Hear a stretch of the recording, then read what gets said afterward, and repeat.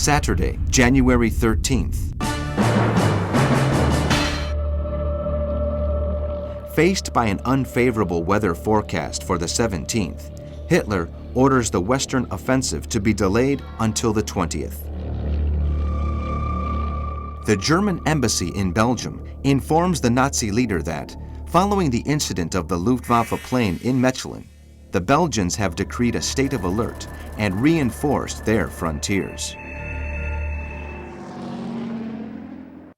Tension mounts in the countries of Western Europe when the Belgian and Dutch secret services warn of an imminent invasion.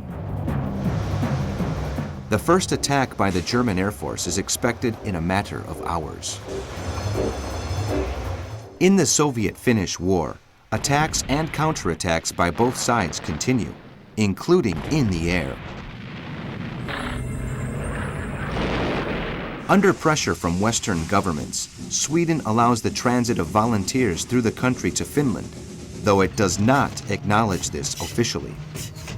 These are to travel unarmed, without uniform, and they are not to belong to any of the Allied armies. From Berlin, the German Foreign Minister von Ribbentrop criticizes the Swedish action. The German Minister of Labor, Franz Seldte, tells Hitler that the enormous number of men in the armed forces means it is necessary to use women workers, in spite of Nazi Party policy that regulates women to raising families.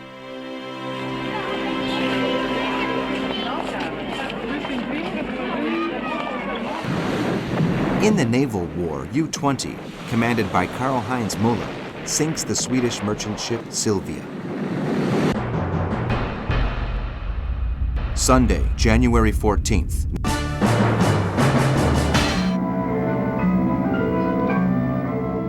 In Japan, Admiral Mitsumasa Yonai tries to form a new government following the resignation of Prime Minister Nobuyuki Abe.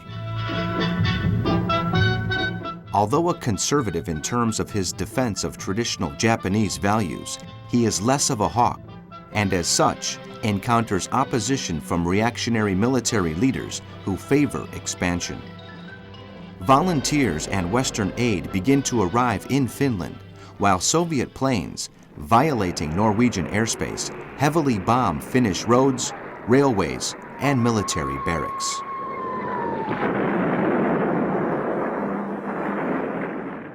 Stalin receives the news that the first tests have been carried out on the I-26I prototype, better known as the Yakolev Yak-1. This medium-altitude fighter aircraft will become a very successful addition to the Soviet Air Force. Diplomats from neutral countries represented in Berlin know about the atrocities the Nazis are committing in the occupied countries. More than 100 Jews are dying every day in the Warsaw Ghetto alone as a result of sickness and hunger.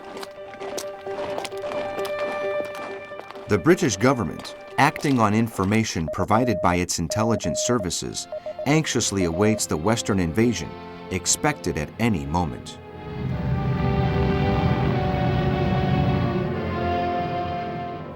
Following months of intense labor in collaboration with French and Polish experts, the first messages using one of the German Enigma codes have been interpreted. Monday, January 15th.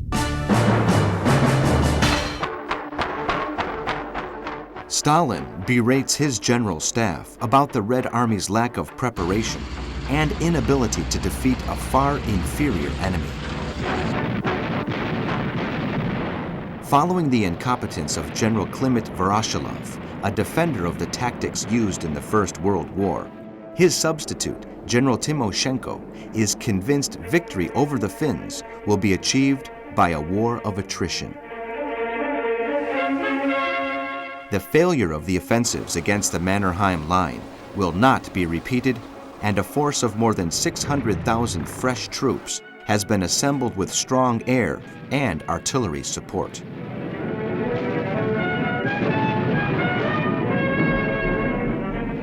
The new offensive begins with heavy shelling of Finnish positions around the village of Suma on the northern coast of Finland to the northwest of Leningrad. The objective is to weaken the entrenched positions in the enemy rear using overwhelming superiority of numbers.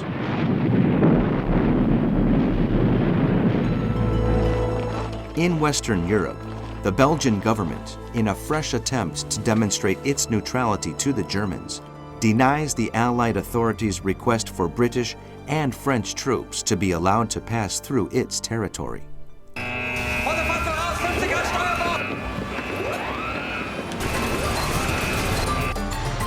In the Sea War, U-44, commanded by Ludwig Mathis, sinks the Danish cargo ship Ehrenskirk and the Norwegian ship Fagerheim.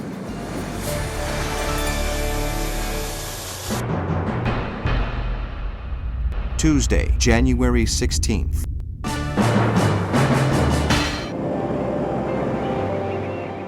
The British Admiralty receives confirmation that the submarines Seahorse, Undine, and Starfish have been sunk by minesweepers close to Heligoland in the North Sea.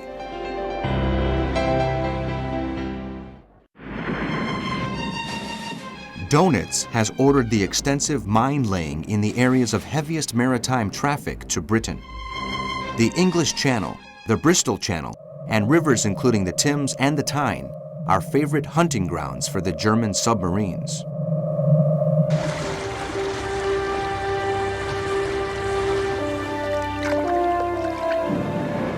Fritz Julius Lemp's U-30 lays mines that sink the British merchant ship Gracia, while others laid by U-33 under the command of Hans Wilhelm von Dresky sends Inverdargel to the bottom of the ocean, and torpedoes fired by U-44, commanded by Ludwig Mathis, sink the Greek cargo ship Panakandros.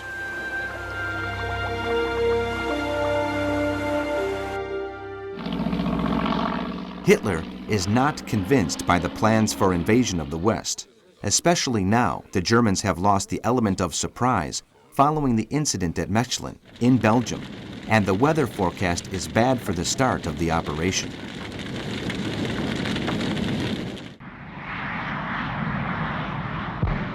The Luftwaffe needs a week of good weather to achieve its objectives.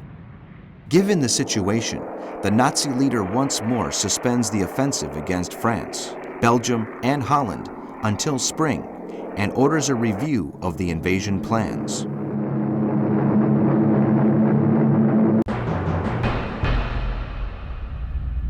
Wednesday, January 17th.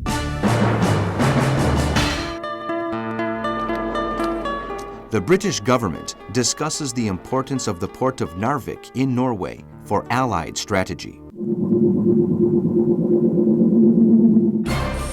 Its location and communications with the Swedish iron mines have made it a key point for the sending of supplies to the Finnish army. But Sweden and Norway both fear the reactions of Russia and Germany and prefer to maintain their neutrality in the conflict, which is unacceptable to the British and especially to its First Lord of the Admiralty, Winston Churchill. Narvik should become a center of Allied operations, and therefore it is necessary to occupy it before the Soviets or the Germans.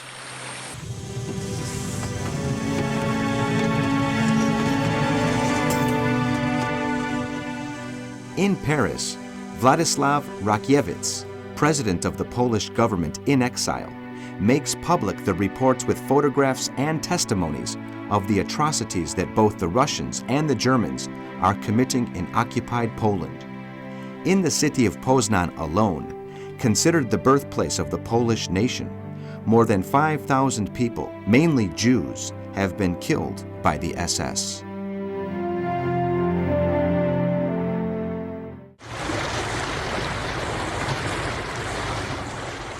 In the Sea War, U-25, commanded by Victor Schulze, sinks the Norwegian cargo ship Enid and the British ship Pozella, while one of the mines laid by Lemp's U-30 causes the sinking of the merchantman Cairn Ross, also sailing under a British flag.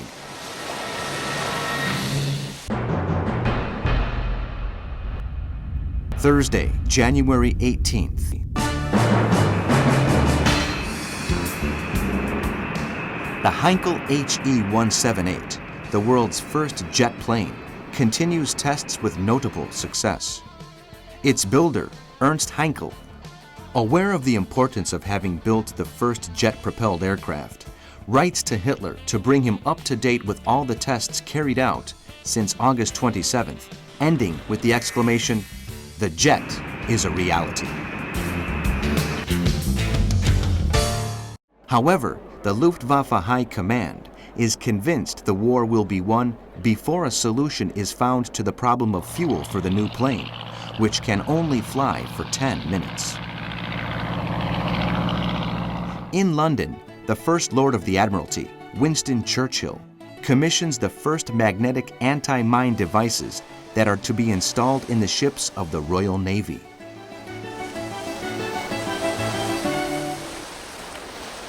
In Poland, following the capture of Andrzej Kot, the youthful leader of the resistance in the capital, the Gestapo shoot 250 Jews in the woods of Palmyry, outside Warsaw. The number of civilian dead since the start of the war is 16,000.